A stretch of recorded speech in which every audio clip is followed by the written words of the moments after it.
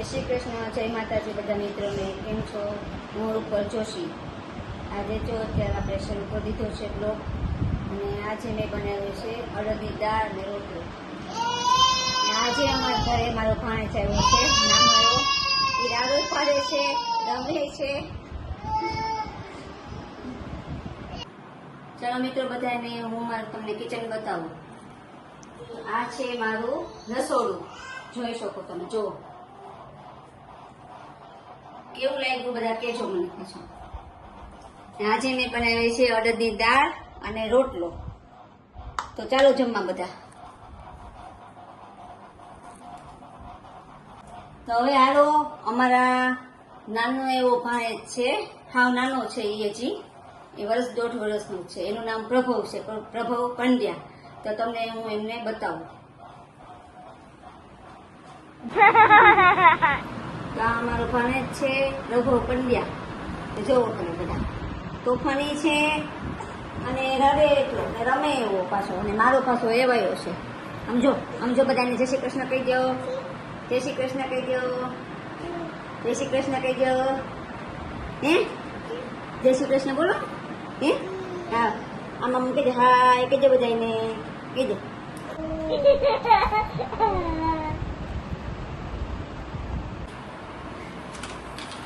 જો મારા પ્રભવભાઈ રમે છે. હા, જો પ્રભવ રમે છે અહીંયા અમારે. હો હા, બધાને જય શ્રી કૃષ્ણ કહી દો. જય શ્રી કૃષ્ણ કેમ કહેવાના? આમ જય શ્રી કૃષ્ણ કહી દો બધાને. જે કરો બધાને, જે કરો. સમજો, જે કરો, જે કરો. સમજો બોલાવે, સમજો બોલો. ઈશા બોલાવે છે. જે કરો, જે બોલો, જે બોલો. આજે મારે મોવા જવાનું હતું, બ્લોગને બનાવવાનું હતું, પણ કામના હિસાબે ન જવાનું, એટલે મારા હસબન્ડ ગયા છે મોવા એક પ્રસંગમાં. એને બહુ રમવું ગમે અહીંયા, પછી કે અમને ન મૂકે અને કામે ન કરવા દે. એવા પ્રભવભાઈ છે અમારે. હજી 1.5 વર્ષનો છે આ. બધાને હાય કહી દે, જય શ્રી કૃષ્ણ કહી દે. આમજો હાય હાય હાય હાય કરો. કહી દે. હાય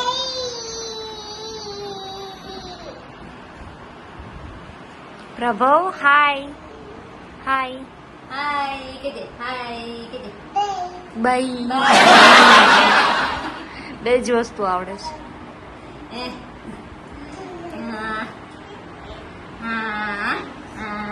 આમ જો વાસણ ઉટકવા આવો કે બધાને. જમવાય આવો, વાસણ ઉટકવા આવો એમ કે. હાલો, આપણે વાસણ ઉટકવા ને. હે હાલો.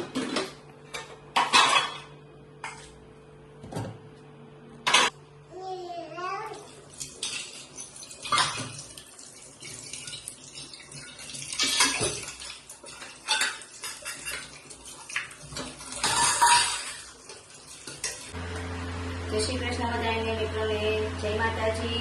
તો જો પાછો અત્યારે બ્લોગ શરૂ કરી દીધો છે, અને અત્યારે આપણે રસોઈને જાગી ગયા, ચા કરી, ચા પાણી પીધા, અને હવે પાછો બ્લોગ શરૂ કર્યો છે. અત્યારે આપણે પાછા બનાવીએ છીએ અપે, રવાના અપે. તો તમે બધા કહેજો કે કેવા લાગ્યા, કેવા બન્યા અપે એમ.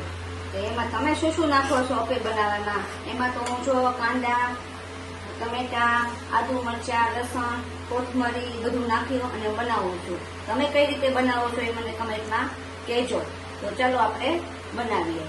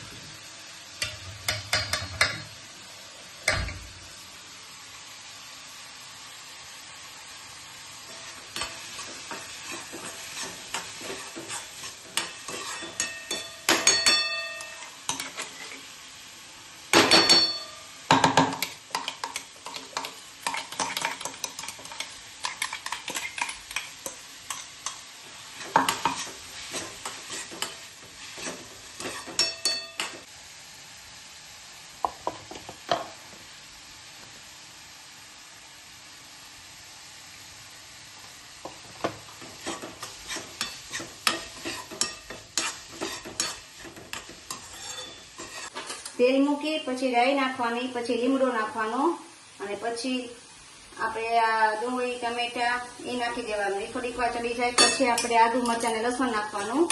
પછી એમ બધા મસાલા કરવાના, આપણે મીઠું, હળદર, સેજ લાલ મરચું, કોથમરી એ બધું નાખવાનું. પાકી જાય પછી આપણે જે અપેનું બનાવ્યું છે ખીરું એમાં આ નાખવાનું. અને પછી એ થઈ જાય પછી આપણે જ્યારે બનાવવાના હોય ત્યારે થોડો ઈનો નાખવાનો, તે પાણી નાખી હલાવી અને પછી આપણે એના આપે બનાવવાના.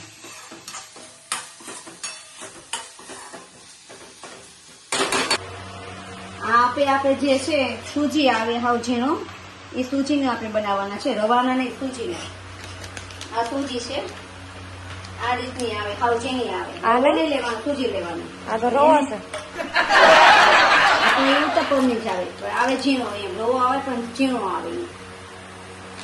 તો આને પેકેટ લેવાનું અને પછી આને આપણે છે ને છાશમાં આથવાનો અને સેજ ગરમ પાણી નાખવાનું.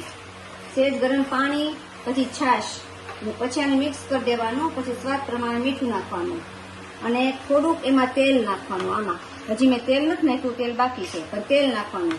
અને પછી જે આપણે આ બનાવ્યું એ આમાં નાખી દેવાનું. અને બનાવતી વખતે પછી આમાં આપણે સેજ ઈનો નાખવાનું થોડોક, આમ તો અડધી પડીકી નાખી દેવાની. 10ની પડીકી આવે, તમારી પાસે જો બોટલ હોય તો અડધી પડીકી જેટલું આપણે એટલું નાખવાનું, 1 ચમચી 1.5 ચમચી જેટલું. અને પછી સેજ પાણી નાખીને એને હલાવી નાખવાનું. હલાવી અને પછી આપણે જે અપેનું જે મશીન આવે એમાં આપણે એમાં મૂકવાના છે. અને કેમ મૂકવા એ પછી આગળના વિડીયોમાં હું તમને બતાવીશ. હવે જે આપણે આ બધો મસાલો તૈયાર કર્યો એ મસાલો આપણે આમાં નાખી દેવાનો.